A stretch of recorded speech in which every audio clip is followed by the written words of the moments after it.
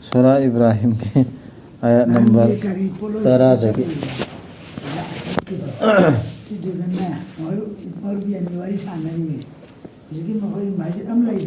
Surah Ibrahim के ayat number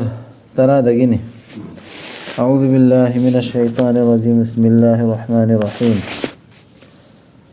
قالت رسلهم أفي الله شك فاتر السماوات والأرض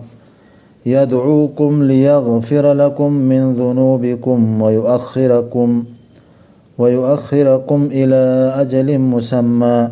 قالوا إن أنتم إلا بشر مثلنا تريدون أن تصدون عما كان يعبد آباؤنا فأتونا بسلطان مبين هاي كيفاني مخوي رسول سيندونا الله کی متانگ دا جنگننگای لایبرا لایسیم بدوگی آسمان سنگ امسون پتھریبی کی نخوش تھاجر میں با اللہ دن سیم میں چلوینا نخوش اللہ تھاجر میں ہوتے ہیں اللہ دنا لوی مکسی سیم میں با پوری با اللہ دو مانا سیم میں با ادو نخوینا مثلا تحائی کی دنی چنگنے ہے دو کاری چنگنے ہے با mana Allah loi tau me si adu ta ma ko ni si wa pham ji kai ching nei ma Allah na hai bo wa se ma si kai gi ching nei si Allah na ko bi bani na khoi bu kok pi na ba na khoi gi na pap sing aduga chon thana thambi bani na khoi bu lep thok pi khra ba matam ama loidri phau ba makhoi na hai khi ꯑꯩꯈꯣꯏꯅ ꯍꯥꯟꯅ ꯇꯧꯔꯝꯕ ꯐꯠꯇꯕ ꯃꯌꯥꯝꯗꯣ ꯑꯗꯨꯁꯨ ꯀꯣꯛꯄꯤꯒꯦꯅ ꯂꯥꯟ ꯇꯧꯔꯛꯏꯅꯦꯕ ꯑꯗꯨꯒ ꯅꯈꯣꯏ ꯃꯇꯝ ꯈꯔ ꯅꯈꯣꯏ ꯄꯔꯤꯈꯥꯒꯤꯗꯃꯛꯇ ꯃꯇꯝ ꯈꯔ ꯄꯤꯔꯒ ꯅꯈꯣꯏ ꯖꯅ ꯐꯪꯅꯕꯒꯤꯗꯃꯛꯇ ꯂꯥꯟꯅ ꯁꯤꯜꯂꯛꯏꯅꯦꯕ ꯁꯤꯁꯤ ꯀꯔꯤꯒꯤ ꯊꯥꯖꯗ꯭ꯔꯤꯅꯣ ꯃꯈꯣꯏꯅ ꯍꯥꯏꯈꯤ ꯅꯈꯣꯏ ꯀꯔꯤꯁꯨ ꯅꯠꯇꯦ ꯇꯥꯏꯕꯪ ꯃꯤ ꯅꯠꯇꯅ ꯑꯩꯈꯣꯏꯒꯨꯝꯕ ꯑꯗꯨꯃꯥꯏꯅ ꯅꯕꯤꯁꯤꯡꯗꯨꯅ ꯍꯥꯏꯕ ꯃꯇꯝꯗ ꯃꯈꯣꯏꯅ ꯍꯥꯏꯔꯛꯏ ꯀꯔꯤꯅ ꯅꯈꯣꯏ ꯃꯤꯅꯤꯗ ꯑꯩꯈꯣꯏꯒꯨꯝꯕ ꯇꯥꯏꯕꯪ ꯃꯤꯅꯦꯕ ꯅꯈꯣꯏ ꯅꯈꯣꯏꯅ ꯄꯥꯝꯕꯅꯤ ꯑꯩꯈꯣꯏꯕꯨ ꯊꯩꯗꯣꯛꯄ ꯑꯩꯈꯣꯏꯒꯤ ꯏꯄꯥꯁꯤꯡꯅ ꯂꯥꯠꯂꯝꯕ ꯑꯗꯨꯗꯒꯤ ꯑꯗꯨ ꯑꯣꯏꯔꯕꯗꯤ ꯄꯨꯔꯛꯎ ꯑꯩꯈꯣꯏꯗ ꯃꯌꯦꯛ ꯁꯦꯡꯂꯕ ꯗꯂꯤꯜ ꯑꯩꯅ ꯍꯥꯏꯗꯨ ꯆꯨꯝꯕ ꯑꯁꯦꯡꯕ ꯑꯣꯏꯇꯥꯔꯗꯤ ꯍꯥꯏꯗꯨ ꯑꯜꯂꯥꯍꯅ ꯍꯥꯏꯕ ꯇꯥꯔꯗꯤ ꯅꯪ ꯅꯕꯤꯅꯤ ꯍꯥꯏꯕ ꯑꯣꯏꯔꯗꯤ ꯑꯁꯦꯡꯕ ꯗꯂꯤꯜ ꯄꯨꯔꯛꯎ ꯗꯂꯤꯜ ꯑꯁꯦꯡꯕ ꯁꯨꯜꯇꯥꯟ ꯍꯥꯏꯔꯤꯕ ꯁꯨꯜꯇꯥꯟ ꯍꯥꯏꯁꯤ ꯅꯤꯡꯊꯧꯕꯁꯨ ꯀꯧꯏꯗꯅ ꯁꯨꯜꯇꯥꯟꯁꯤ ꯅꯝꯐꯨ ꯁꯥꯁꯣꯟ ꯇꯧꯕ ꯉꯝꯃꯤꯗꯨ ꯅꯤꯡꯊꯧꯁꯤꯗ ꯐꯖꯅ ꯅꯝꯕ ꯍꯦꯛꯇ ꯃꯗꯨ ꯗꯂꯤꯜꯗꯨꯅ ꯅꯝꯒꯗꯕ ꯆꯦꯟꯕ ꯁꯨꯡꯌꯥ ꯌꯥꯔꯣꯏꯗꯕ ꯑꯗꯨꯅꯤ sultani mubin har mubin adi sena hai bindra aseng ba hekta sena khanga da badali madu prokum tamdana adu dalil du prokum tamda dalil dunne ta nam bada ba ko si chen bu ngam moida ba adu badali lam puro na aseng bakta ipai puna chan abi du thoi gi dai ne ba nang lai si nang mi ne ba sine mo haina hai khrichi loji hai ri ba wa hai du tani dum hai khrichi han das hai ke bani makhoi da makhoi gi rasul singduna aikoi kari sunatti taibang minatana nakhoi gumba aikoi su mi ne nakhoi gumba na hayaba adubu allah na piwi bani thaujal ma na piwi ge ning bi bada magi manai singe manung dagi aikoi na ngam banatte nakhoi da dalil purakpa allah gi ayaba yaudana aduna allah da thajaba thamba oisanu thajaba singna wa tum pir se o har se o wa mi sing wa har so na lan thajil koi wa ta ne ba adu ai ho mi ne na ai ko na mi ne na ho hai do mi ne ai smadi ko su lai ta ba khongra phur se ta du so ta ba cham ni ma na hai ra lo ba da mufti aso bam na hai lo hai do so ba abir sam na hai da mi hai adugi point dusu sira yauri aduga karigi aikoina thamloidage thajaba allah da allah na lamjing birabada aikoi bu aikoi gi lambi singda aikoina soidana mak khangani na khoina aikoida sokhallakpa khudingmak tasengna mak allah da thajaba thamjaba oisanu thajaba thamjaba singna isi sabar tawbagi yamna kaido lama awana sokhalla aso sabar tawgani sini har khangani nabi singduna hajib duni si khangani khang sabar hai ki thajadaba singduna makhoi gi rasul singduda soidana mak aikhoina tanthokani na khoi boi khoi gi lamsidagi natragana na khoi halakadabani aikoigi dharmada sidi hujiksu haidana aduna khanghanbiki makoida makoigi rabna soidana ma aikoina mang takhallagani aranba tawbasing Aru saktu or akanda. Aru saktu highway moi highway. Ni atra matam di Allah kumam hita Allah. So indra mangalan ni. tanthokani manghal ni nangari mo halaktar di hanai pai pogi dharma sidana haidana muge e adrasu iman wala singchina sabar ta godam meba adra sabar ta uraba makhoin so oi buna tanthok pa wakai hora aba adoi de adra azab la ana adra Allah na nammane pharana adra sidi ai khoi de khana ga dormi sabar ta ur de han Khoina karin to so haidri ji. Azab sula khiro. azab sula khiro aduga soidana ma aikoina khunda hallagani na khoibu la hadi amadu tum han khraga na khoibu lamsida makhoi gi tungda madu aigi mangda lepkani khanbada kijariba amadi aigi dhamki bu kijariba adugini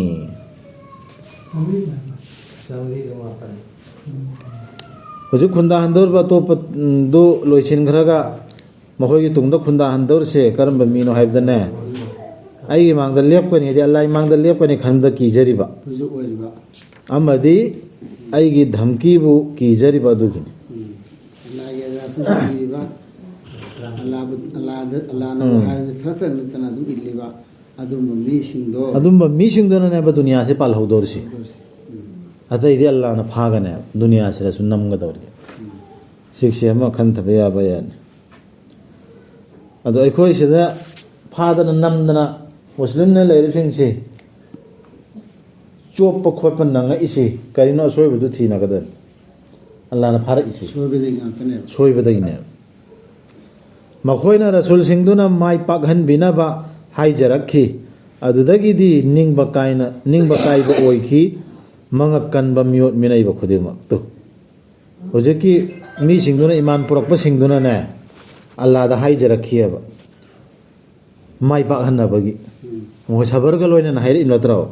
Wahar matam da. aduragidi amadu manga kanba miot minaiba singdudi ningba kaikre azab la ya leire magi mamangda jahannam aduga pithak lagani Sin lo gidra ai bu. loi badam natte La hi dunya jana Janam su fam dawri ba. leire magi mamangda jahannam aduga pithak lagani mangonda namthiraba ising Ipum na ipum. Sadi edi ipum na ipum. mana madubu yothanaba honagani hujiki dunya da sumi me sing sini khosi La men la am kan den tu pi do. mana madubu Salam diena. yothanaba honagani adubu Yo pong mo ba. pak he yothaba ngamloi madubu mangonda lakani Asib habdul asibaduna maigai khudingdagi adubu ma sibadi siroi mot la ena khan gane ba. Sida ena. Adu si halar ba. mamangdana thatkani dandi amana onthokna chauraba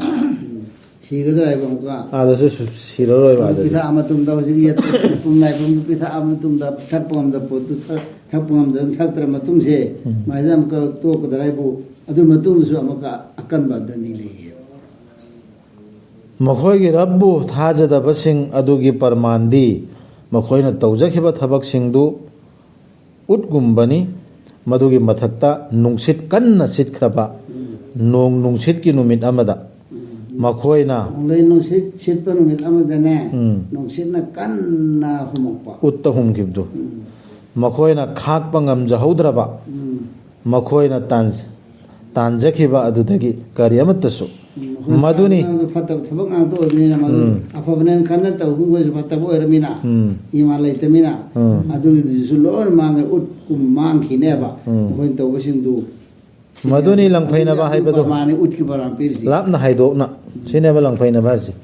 haide mana tawdor mayam do dharmagi ni islamgi ni dharmagi ni hanafi gi ni yahudi gi ni ana mai dharma du pai jana chacha matra adu allah gi wain ayachila matung da suma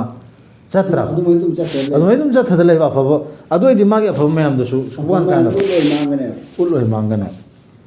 allah na hair se matung in chal hauda adu ni lang ba sigi sini khwaide langphaina ba mi ꯅꯪꯅ ꯎꯗ꯭ꯔꯥ ꯃꯗꯨꯗꯤ ꯑꯜꯂꯥꯍꯅ ꯁꯦꯝꯈꯤꯕꯅꯤ ꯍꯥꯏꯕꯁꯤ ꯑꯁꯃꯥꯟꯁꯤꯡ ꯑꯃꯁꯨꯡ ꯄ꯭ꯔꯤꯊꯤꯕꯤꯕꯨ ꯇꯨꯁꯤꯗ ꯑꯃꯨꯛꯀ ꯂꯥꯛꯏꯁꯤ ꯁꯤ ꯑꯁꯤꯅ ꯑꯃꯨꯛꯀ ꯍꯦꯟꯅ ꯆꯦꯠꯁꯤꯜꯍꯟꯗ꯭ꯔꯣ ꯍꯥꯏꯗꯤ ꯑꯜꯂꯥꯍ ꯈꯛꯇꯅ ꯙꯔꯃꯁꯦ ꯑꯜꯂꯥꯍꯅ ꯍꯥꯏꯕꯗꯨ ꯏꯟꯒꯗꯕꯅꯦ ꯄ꯭ꯔꯤꯊꯤꯕꯤꯕꯨ ꯑꯆꯨꯝꯕꯒ ꯂꯣꯏꯅꯅ ꯃꯥꯅ ꯍꯥꯏꯗꯤ ꯑꯜꯂꯥꯍꯅ ꯑꯁꯨꯝꯅ ꯅꯤꯡꯕꯤꯔꯕꯗꯤ ꯑꯔꯦꯝꯕꯗ ꯁꯦꯝꯕ ꯅꯠꯇꯦ ꯍꯥꯏꯕꯗꯤ ꯑꯜꯂꯥꯍꯅ ꯑꯁꯨꯝꯅ ꯅꯤꯡꯕꯤꯔꯕꯗꯤ ꯑꯜꯂꯥꯍꯅ ꯉꯝꯃꯤ ꯅꯈꯣꯏꯕु ꯃꯨꯊꯠꯂꯒ ꯄꯨꯊꯣꯔꯛꯄ ꯅꯈꯣꯏꯒꯤ ꯃꯍꯨꯠꯇ ꯈꯨꯠꯁꯦꯝ ꯑꯃ ꯑꯅꯧꯕ ꯑꯗꯨꯁꯨ ꯉꯝꯅꯕ ꯁꯤ ꯉꯝꯃꯦꯕ ꯑꯗꯨ ꯑꯣꯏꯔꯗꯤ ꯀꯔꯤꯒꯤꯅꯣꯕ ꯑꯩꯈꯣꯏ ꯑꯇꯣꯞꯄꯅ ꯍꯥꯏꯕ ꯙꯔꯃꯒꯤ ꯃꯇꯥꯡꯗ ꯑꯜꯂꯥꯍꯒꯤ ꯑꯌꯥꯠ ꯊꯝꯃꯒ ꯑꯇꯣꯞꯄꯒꯤ ꯄꯥꯏꯗ ꯂꯩꯗꯧꯔꯤꯁꯤ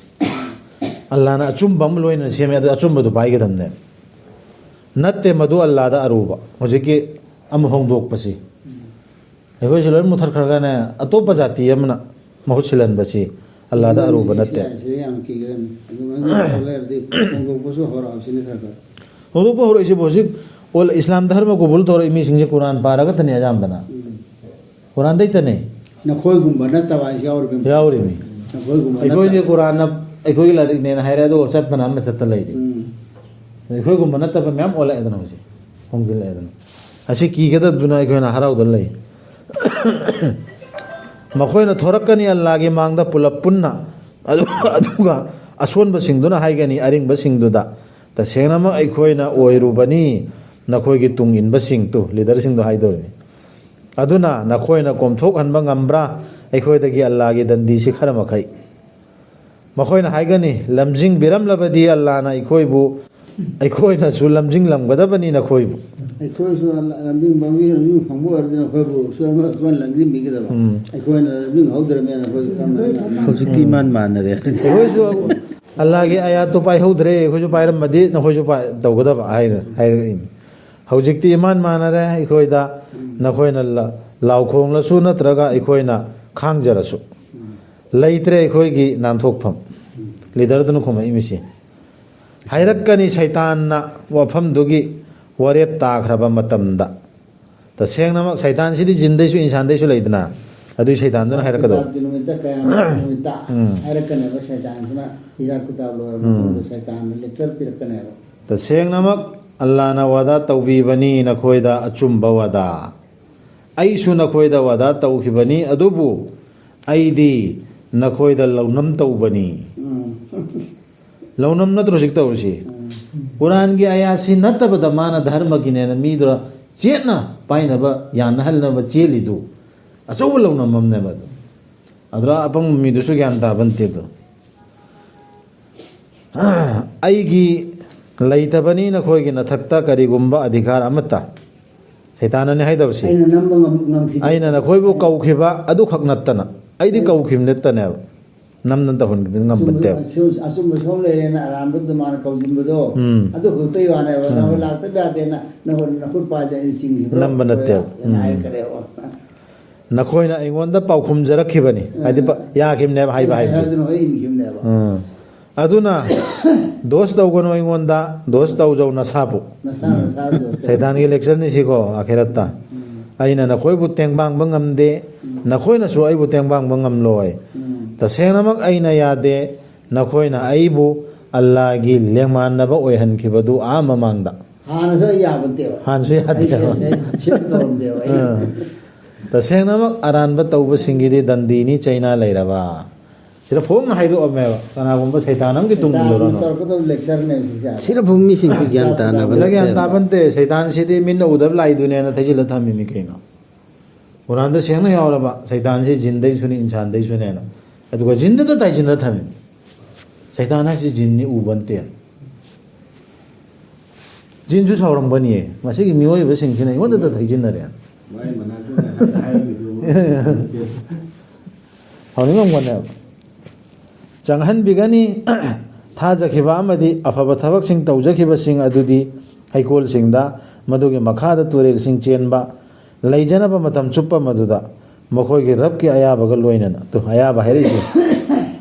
heta ai Quran gi ayasi pare aduda amal tawre ana mukpana sunatteba tawdorsi Allah gi hukum ma ayaba myor ko doriba sigi ayaba si isa isa da chek tawgadami aisi Allah na haiba ra in chalise nadragana ka maino haibidu ꯃꯤꯀꯤ ꯕꯩꯔꯥ ꯅꯠꯇ꯭ꯔꯒꯅ ꯃꯨꯐꯇꯤ ꯁꯥꯍꯕꯅ ꯍꯥꯏꯕꯩꯔꯥ ꯑꯜꯂꯥꯍꯅ ꯍꯥꯏꯔꯛꯑꯦꯅ ꯔꯁꯨꯜꯅ ꯍꯥꯏꯔꯝꯃꯤ ꯑꯗꯨꯒꯤꯅꯦꯅ ꯆꯠꯂꯤꯕ꯭ꯔꯥ ꯍꯥꯏꯕꯗꯨ ꯃꯗꯨꯗ ꯃꯈꯣꯏ ꯃꯁꯦꯜ ꯇꯔꯥꯝ ꯇꯔꯥꯝ ꯀꯧꯅꯒꯗꯕ ꯋꯥꯍꯩꯗꯤ ꯁꯂꯥꯝ ꯍꯥꯏꯕꯁꯤꯅ ꯑꯣꯏꯒꯅꯤ ꯀꯧꯅꯒꯗꯕ ꯋꯥꯍꯩꯁꯦ ꯑꯃꯒ ꯑꯃꯒ ꯎꯅꯕꯗ ꯍꯥꯏꯅꯒꯗꯕꯁꯦ ꯑꯁꯁꯂꯥꯃꯨ ꯑꯂꯩꯀꯨꯝ ꯋꯦꯜꯀꯝ ꯑꯗꯨ ꯑꯁꯤ ꯍꯥꯏꯕ ꯋꯥꯍꯩꯗꯣ ꯑꯗꯨ ꯈꯛꯇ ꯑꯣꯏꯅꯦ ꯗꯨꯅꯤꯌꯥꯗꯁꯨ ꯁꯂꯥꯝꯁꯤ ꯇꯧꯅꯒꯗꯕ ꯃꯤ ꯊꯦꯡꯅꯕꯒ ꯃꯤ ꯑꯃ ꯎꯕ ꯁꯂꯥꯝ ꯃꯐꯝ ꯑꯣꯏꯅꯤ ꯍꯥꯏꯕ ꯑꯇꯩ ꯋꯥ ꯉꯥꯡꯅꯔꯣꯏ ꯍꯥꯏꯕ ꯋꯥ ꯅꯠꯇꯦ ꯁꯤ ꯁꯥꯟꯇꯤꯒꯤ ꯃꯐꯝ ꯑꯣꯏꯅꯤ ꯍꯥꯏ ꯅꯪꯅ ꯎꯗ꯭ꯔꯥ ꯀꯔꯝꯅ ꯄꯔꯃꯥꯟ ꯇꯧꯕꯒꯦ ꯍꯥꯏꯕꯗꯨ ꯑꯜꯂꯥꯍꯅ ꯑꯐꯕ ꯋꯥꯍꯩ ꯑꯃꯕꯨ ꯑꯐꯕ ꯎꯄꯥꯜ ꯑꯃꯗ ꯃꯗꯨꯒꯤ ꯃꯔꯥ ꯂꯩꯕꯥꯛꯇ ꯆꯦꯠꯅ ꯇꯥꯈ꯭ꯔꯕ ꯑꯗꯨꯒ ꯃꯗꯨꯒꯤ ꯃꯁꯥꯁꯤꯡꯅ ꯑꯁꯃꯥꯟꯗ ꯁꯟꯗꯣꯛꯈ꯭ꯔꯕ ꯀꯂꯃꯥ ꯇꯩꯌꯕꯥꯗꯣ ꯑꯗꯨꯒꯤ ꯒꯨꯟꯅꯤ ꯍꯥꯏꯔꯤꯁꯤ ꯒꯨꯟꯅꯤꯁꯤ ꯂꯥ ꯏꯂꯥꯍ ꯏꯜꯂꯜꯂꯥꯍ ꯃꯨꯍꯝꯃꯗꯨꯔ ꯔꯁꯨꯂꯨꯜꯂꯥꯍ ꯍꯥꯏꯔꯒ ꯃꯗꯨꯒꯤ ꯃꯇꯨꯡ ꯏꯟꯅ ꯆꯠꯂꯤꯕꯗꯣ ꯑꯗꯨꯒꯤ ꯂꯥ ꯏꯂꯥꯍ ꯑꯗꯨꯒꯤ ꯃꯒꯨꯟꯅꯤꯁꯤ ꯍꯥꯏꯔꯤꯁꯤ ꯍꯥꯏꯕꯗꯨꯇ ꯅꯠꯇꯕ ꯃꯔꯥꯁꯨ ꯆꯦꯠ ꯍꯥꯏꯁꯤ ꯎꯗ꯭ꯔꯣ ꯃꯁꯥꯁꯨ ꯁꯟꯗꯣꯛꯄ ꯍꯥꯏꯗꯤ ꯀꯜꯃꯥꯗꯨꯅ ꯍꯥꯏꯕ ꯃꯈꯣꯏꯗꯣ ꯂꯣꯏꯅ ꯄꯥꯡꯊꯣꯛꯄ ꯃꯗꯨꯅ ꯄꯤꯔꯤꯕ ꯃꯥꯒꯤ ꯎꯍꯩ ꯃꯇꯝ ꯄꯨꯝꯕꯗ ꯎꯍꯩꯁꯨ ꯄꯤꯔꯛꯏꯕ ꯍꯥꯏꯔꯕꯗ ꯑꯗꯨꯝꯕꯅꯦꯕ ꯃꯥꯒꯤ ꯔꯕꯀꯤ ꯑꯌꯥꯕꯒ ꯂꯣꯏꯅ ꯁꯤꯁꯨ ꯑꯌꯥꯕꯒ ꯂꯣꯏꯅꯅ ꯑꯁꯨꯝꯅ ꯇꯧꯕꯤ ꯄꯔꯃꯥꯟꯁꯤꯡ ꯑꯜꯂꯥꯍꯅ ꯃꯤꯑꯣꯏꯕꯗ ꯃꯈꯣꯏꯅ ꯈꯟꯊꯖꯅꯕ ꯁꯤ ꯄꯔꯃꯥꯟ ꯇꯧꯔꯤꯁꯦ ꯈꯟꯊꯖꯅꯕꯅꯤꯀꯣ ꯑꯗꯨꯒ ꯐꯠꯇꯕ ꯋꯥꯍꯩ ꯑꯃꯒꯤ ꯄꯔꯃꯥꯟꯗꯤ ꯐꯠꯇꯕ ꯎꯄꯥꯜ ꯑꯃꯅꯤ ꯀꯜꯃꯥ ꯇꯩꯌꯕꯥꯅ ꯑꯗꯨꯅ ꯀꯜꯃꯥ ꯇꯩꯌꯕꯥ ꯍꯥꯏꯔꯗꯅ ꯑꯃꯗꯨꯅ ꯀꯜꯃꯥ ꯈꯕꯤꯁꯥ ꯀꯜꯃꯥ ꯈꯕꯤꯁꯥꯁꯤꯅꯅꯦ ꯑꯗꯨꯒ ꯐꯠꯇꯕ ꯋꯥꯍꯩ ꯑꯃꯒꯤ ꯄꯔꯃꯥꯟꯗꯤ ꯐꯠꯇꯕ ꯎꯄꯥꯜ ꯑꯃꯅꯤ ꯐꯨꯛꯇꯣꯛꯂꯕ ꯄ꯭ꯔꯤꯊꯤꯕꯤꯒꯤ ꯂꯩꯃꯥꯏꯗꯒꯤ ꯃꯗꯨꯅ ꯂꯩꯇꯥꯕ ꯑꯣꯏꯗꯕꯗꯒꯤ ꯃꯔꯥ ꯆꯦꯠꯇꯕꯗꯒꯤ ꯑꯗꯨꯗꯤ ꯀꯜꯃꯥꯗꯨ ꯁꯣꯜꯂꯁꯨ ꯃꯔꯥ ꯆꯦꯠꯇ꯭ꯔꯗꯤ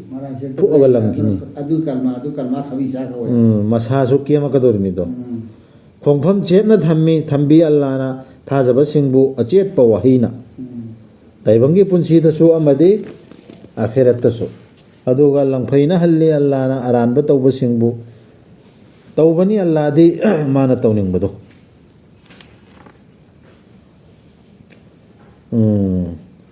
ꯅꯪꯅ ꯎꯗ꯭ꯔꯥ ꯃꯈꯣꯏꯅ ꯑꯜꯂꯥꯍꯒꯤ ꯊꯧꯖꯥꯜꯕꯨ ꯁꯤꯟꯅꯗꯣꯛꯂꯤꯕꯗꯨ ꯊꯥꯖꯗꯕꯒ ꯑꯗꯨꯒ ꯃꯈꯣꯏꯒꯤ ꯃꯤꯁꯤꯡꯕꯨ ꯂꯩꯍꯜꯂꯤꯕꯗꯨ ꯌꯨꯝꯗꯨꯗ ꯁꯣꯏꯗꯅ ꯃꯥꯡ ꯇꯥꯛꯂꯒꯗꯕ ꯀꯔꯝꯕ ꯌꯨꯝꯅꯣ ꯃꯗꯨꯗꯤ ꯖꯍꯟꯅꯝꯅꯦꯕ ꯃꯈꯥꯒꯤ ꯑꯥꯌꯠꯇ ꯌꯥꯎꯔꯤꯁꯤ ꯃꯈꯣꯏ ꯆꯥꯛꯊꯦꯛꯂꯒꯗꯕꯅꯤ ꯃꯗꯨꯗ ꯐꯠꯈꯤꯗ꯭ꯔꯕꯅꯤꯗ ꯃꯗꯨꯒꯤ ꯈꯨꯟꯗꯥꯐꯝꯗꯨ इस्लाम अल्लाह ने फवा ने वाला इस्लाम अल-यौम अकमलतु लकुम दीनकुम रदीतु लकुम अल-इस्लाम हाय वन ने मचिंगसी पूरा ओइरे हाय जना अदु ने मतुगी मोहुत्ता ओंथोगा न फन कुफ्र की नेमलुमदा ओंथोखरदी अदु बरमानेबा लल्लदीन बदलु नियमतल्लाह अल्लाह की नेमत को होंदोगा कुफरना व अहल्लु कौमुहुम दारुल बवार अदुगा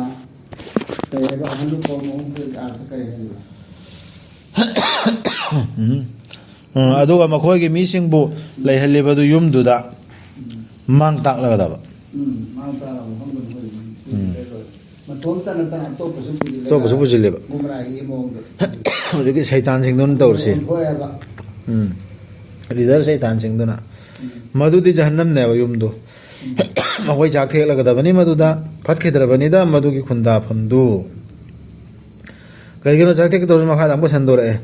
ꯃꯈꯣꯏꯅ ꯁꯦꯝꯈꯤ ꯑꯜꯂꯥꯍꯒꯤ ꯂꯦꯡꯃꯥꯟꯅꯕꯁꯤꯡ ꯃꯤꯕꯨ ꯂꯥꯟꯅ ꯄꯨꯊꯣꯛꯅꯕ ꯃꯥꯒꯤ ꯂꯝꯕꯤꯗꯒꯤ ꯀꯨꯔꯥꯟꯗꯒꯤ ꯂꯥꯟꯅ ꯄꯨꯊꯣꯛꯅꯕ ꯉꯔꯥꯡꯁꯨ ꯌꯥꯎꯔꯦ ꯁꯤ ꯍꯥꯏꯌꯨ ꯅꯨꯡꯉꯥꯏꯖꯍꯧꯔꯣ ꯇꯥꯏꯕꯪꯁꯤꯗ ꯇꯁꯦꯡꯅꯃꯛ ꯅꯈꯣꯏꯒꯤ ꯄꯟꯊꯨꯡꯐꯝꯗꯤ ꯃꯩꯗꯅꯤ ꯍꯥꯏꯌꯨ ꯑꯣ ꯃꯨꯍꯝꯃꯗ ꯁꯜꯂꯜꯂꯥꯍु ꯑꯂꯩꯍꯤ ꯋꯁꯜꯂꯝ ꯊꯥꯖꯔꯕ ꯑꯩꯒꯤ ꯏꯅꯥꯏꯁꯤꯡꯗ ꯅꯃꯥꯖ ꯄꯨꯈꯠꯅꯕ ꯑꯗꯨꯒ ꯈꯔꯁ ꯇꯧꯅꯕ ꯑꯩꯈꯣꯏꯅ ꯃꯈꯣꯏꯗ ꯄꯤꯕꯤꯕ ꯑꯗꯨꯗꯒꯤ ꯂꯣꯟꯅ ꯑꯃꯁꯨꯡ ꯐꯣꯡꯅ ꯌꯧꯔꯛꯇ꯭ꯔꯤꯉꯩꯒꯤ ꯃꯃꯥꯡꯗ ꯅꯨꯃꯤꯠ ꯑꯗꯨꯅ ꯃꯗꯨꯗ ꯎꯁꯤꯜ ꯌꯥꯔꯣꯏꯗꯕ ꯅꯠꯇ꯭ꯔꯒ ꯃꯔꯨꯞ ꯃꯄꯥꯡ ꯂꯩꯔꯣꯏꯗꯕ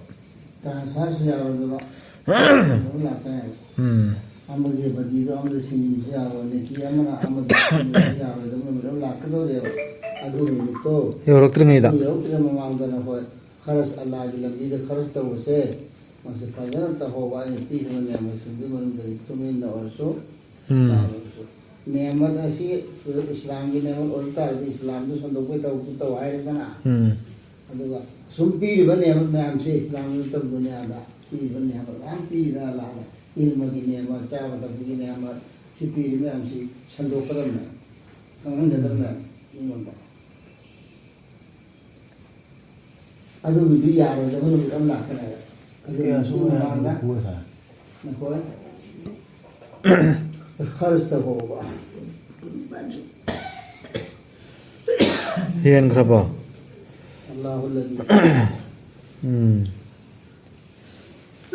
अल्लाह ने सेम्बी के बदो आसमान से अमसुंग पृथ्वी बु अदुगा थादा बेरकली बदो अत्यादगी इसिंग अदुगा पुथोक बिरकली बदो मदुना वही सिंग नखोयगी नचिंजा ओइनबा अदुगा नखोयगी नखा पोलहन बिरि बदो जहाज सिंग बु समुद्रदा होनबा चे अल्लाह खक्ता उला लोहर में मी यानजिन गन होहर मी वदा समुद्रदा होनबा मागी हुकुमना अदुगा आई खक्तन हाइबी लोहर में मागी हुकुमना अदुगा नखोयगी नखा पोलहन बिरि बदो तुरेल सिंगबु अदुगा अल्लाह ना नखोयगी नखा अदुगा अल्लाह ना नखोयगी नखा पोलहन बिबनी नुमित अमसुंग थाबु लेप्तना चटहन बिदुना लंबी अमदा मखा पोलन बने से तुरेन समुद्र से मखा पोलन बने है इधर सी हुजिक्ति खांगे इधर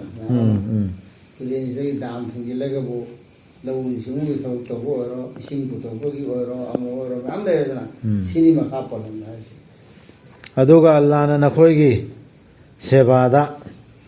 नम थबी बनी अहिंग अमसुंग नुंगथिल सिसुलोइन अल्लाह ना नेप्सिलिस अहिंग बोलने तो बीद्रिये बा नुंगथिल बोलने तो अहिंग बोलन बीद्रिये बा अहिंग ना अहिंग नुंगथिल तुम ना कोई नखादा रहे ले चीज अदुगा पीवी बनी अल्लाह ना नखोयना मंगोंद नीजबा पुमनमा नीजबा हे दा फिर और दूसरा ते ना कोई दिमाग को दिमाग ले उन तो वो दिमाग और खुला आई वो से याम था जगदन हिंबदे संगो फसंगो खाई माना हाल सेम लोन थाम करे होई रिजेक्ट एना पीगनी एन हाई जना लाना अदुनी क्वेश्चन डिमांड चंगो भाई पी नि हासे पीरनी हासे नखोयना मसिंग थीरबदी अल्लाह की थौजाल सिंबु नखोयना मसिंग थाबंगम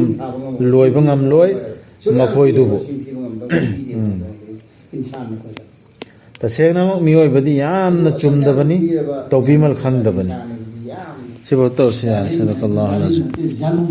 वसल्लम